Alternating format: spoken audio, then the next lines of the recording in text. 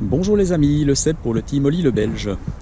Aujourd'hui, présentation revue de détail du Honda X-ADV. Engin atypique et inclassable s'il en est, on pourrait le comparer un petit peu à ce qu'on peut appeler un SUV de la moto. Et oui, caractéristique un petit peu particulière de cet engin, c'est qu'il se plie volontiers à l'exercice d'un peu tous les terrains, très à l'aise en ville et sur route, et permet de faire quelques excursions sur les chemins, de par son look un petit peu trail. Alors, ce Honda X-ADV, eh bien, au niveau de son propulseur, on retrouve le même moteur qu'on a dans la NC750, à savoir ce bicylindre de 745 cm3, bicylindre parallèle, très bien caché derrière toute cette carrosserie, derrière tout ce carénage. Et ce bicylindre développe, ici pour la circonstance, 58 chevaux à un régime de 6750 tours par minute. La puissance de ce moteur a été un petit peu augmentée par le passage à l'Euro 5. Le passage à l'Euro 5 n'a donc pas que des inconvénients. Ici, on gagne un petit peu de puissance. Comment est-ce qu'on y est arrivé? Le calage et soupape est un petit peu différent. Et de ce que j'ai pu lire sur la fiche technique du produit, il est même différencié entre les deux cylindres. Il y a eu une modification au niveau des conduits d'admission et également une modification à l'échappement. Tout ça a fait que, non seulement au niveau de la norme de dépollution, on y a gagné, mais on a gagné aussi en puissance et en couple, puisqu'on est à 69 Nm à 4750 tours par minute. Alors tout ça pour dire que l'engin va nous gratifier quand même de relances assez sympathiques dans la circulation, et il est très très bien assisté par sa boîte DCT, la boîte à 6 rapports à embrayage, à double embrayage, une boîte robotisée. Et franchement, les accélérations sont franches, sont généreuses, même si, on l'a dit, il ne fait que finalement 58 chevaux. C'est amplement suffisant pour pouvoir se relancer, pour pouvoir bien accélérer. Alors tout ça, au niveau de sa partie cycle, eh bien, il peut s'appuyer sur un cadre en tube d'acier, invisible de nouveau pour la circonstance, et les suspensions sont de belle facture. Très honnêtement, on ne s'attendait pas à trouver une fourche inversée à l'avant, fourche inversée d'un diamètre de 41 mm et d'un débattement de 153,5. 153,5, c'est conséquent et ça laisse augurer des bonnes caractéristiques de tout chemin, vais-je dire. À l'arrière, on va retrouver en dessous de tout ça, devant le bras oscillant, par là quelque part, je ne sais pas si on va le voir, mais un mono-amortisseur type ProLink avec un débattement de 150 mm. Donc de nouveau, des débattements généreux qui permettent les incursions en tout chemin. Les suspensions sont aidées par des roues à rayons. Mais oui, c'est beaucoup plus confortable quand on prend un petit peu des chemins caillassés que des jantes à bâton. De par le fait que les rayons sont déjà un peu plus nombreux, plus fins, mais c'est également plus souple au niveau du ressenti.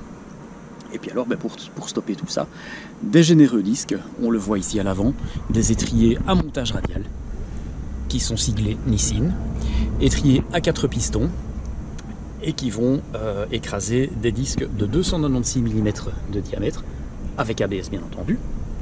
Et à l'arrière, on va retrouver un disque d'un diamètre de 240, avec son étrier toujours Nissin,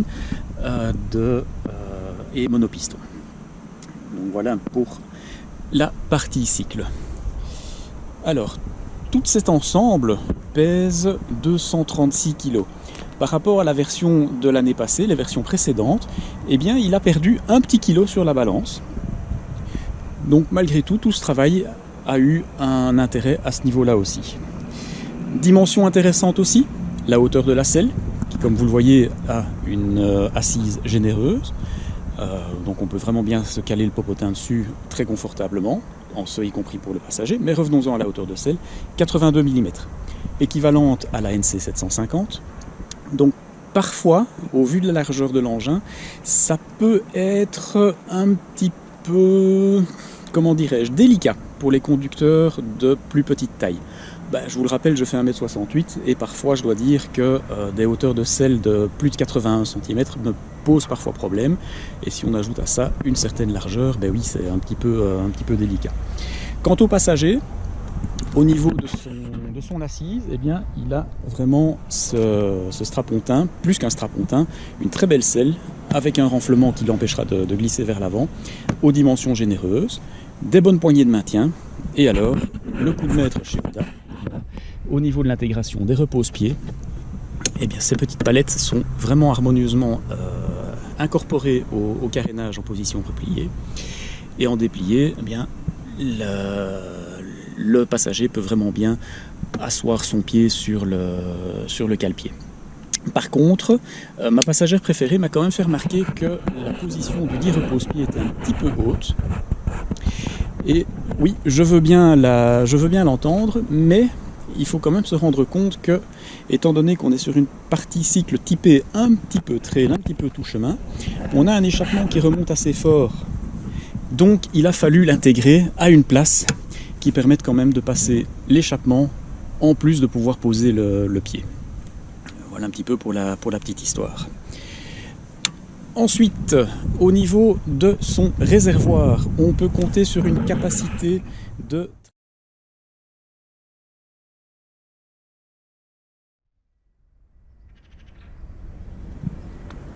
La capacité de son réservoir est de 13 litres d'eau.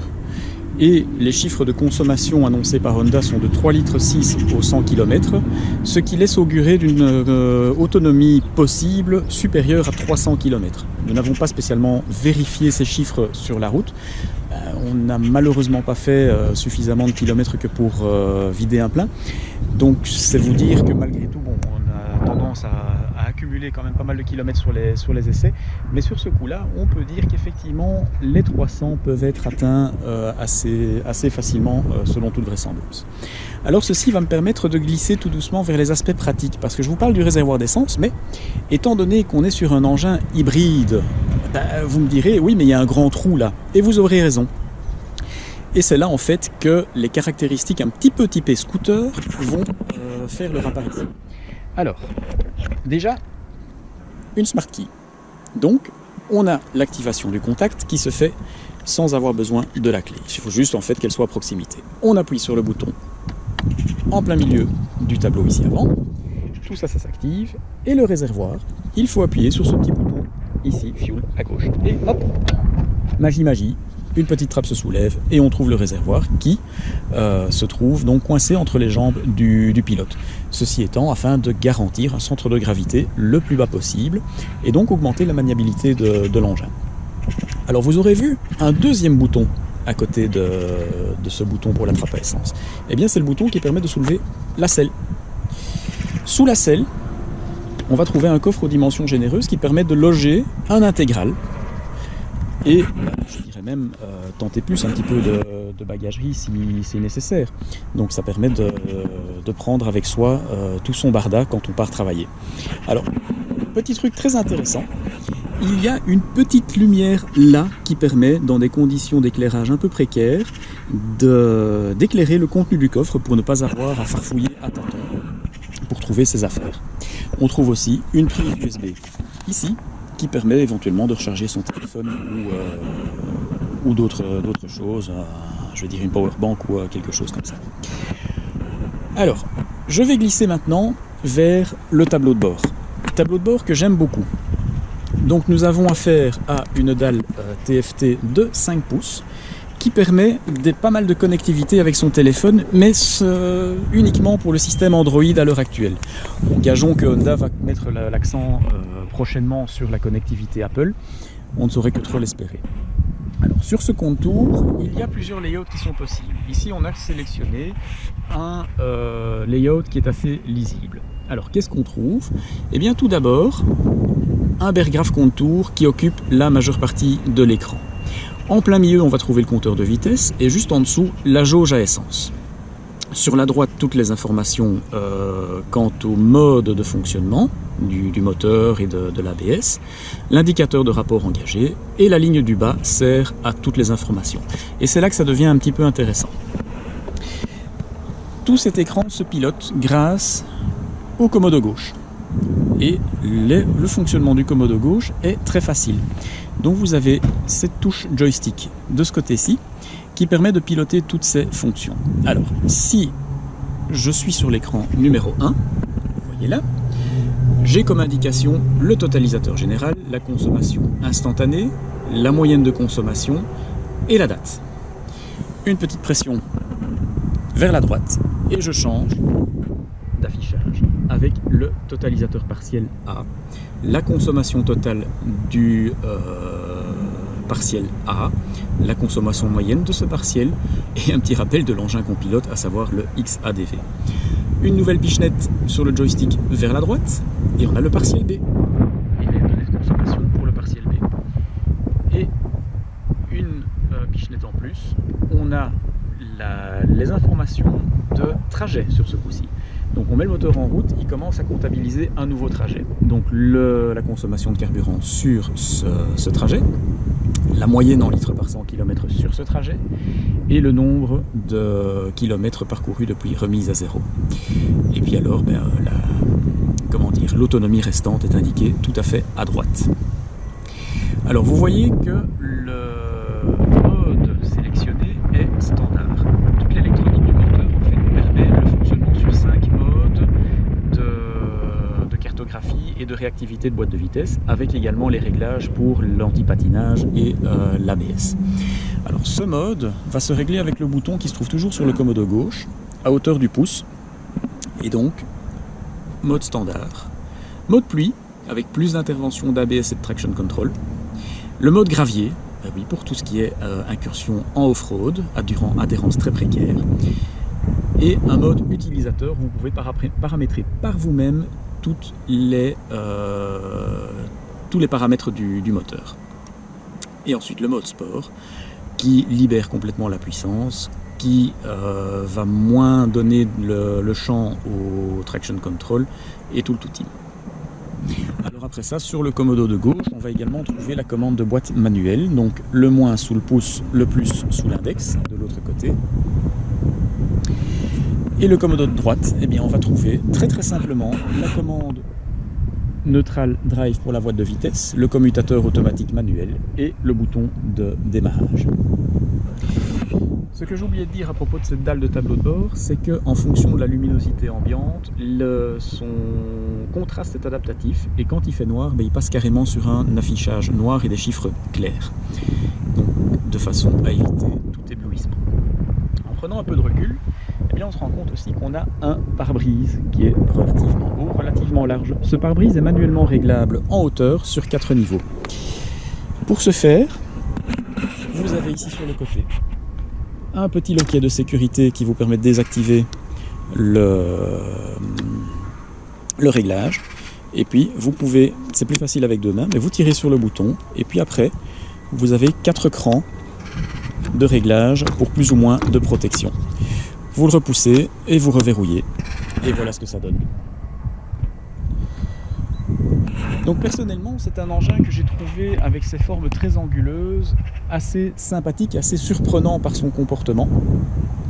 Il vaut la peine vraiment d'être découvert. Il colle au parquet quelque chose de phénoménal, il est super maniable et il met assez rapidement en confiance, même si la boîte DCT peut parfois demander un petit peu un temps d'adaptation. Mais on s'y fait assez rapidement, c'est un peu comme quand on conduit une voiture à boîte automatique, il faut se déshabituer du pied gauche, ici quelque part il faut se déshabituer de la main gauche pour l'embrayage, parce qu'ici pour la circonstance c'est le frein arrière. Donc les aspects financiers maintenant, cet engin est proposé à un prix de départ de 12 499 €, ce qui n'est quand même pas rien, je suis bien d'accord avec vous. Néanmoins, on peut considérer aussi que c'est le prix de la technicité et de l'originalité, car en effet, cet engin n'a aucun concurrent sur le marché. Il est vraiment le seul à occuper son secteur. Et croyez-moi, c'est un engin vraiment très très plaisant, que j'ai eu énormément de plaisir à découvrir. J'espère que vous aurez aimé cette vidéo. n'hésitez pas à nous laisser une appréciation, un commentaire, nous répondons toujours aux commentaires. Et pour ma part, je vous dis à bientôt pour de nouvelles aventures. Salut les amis!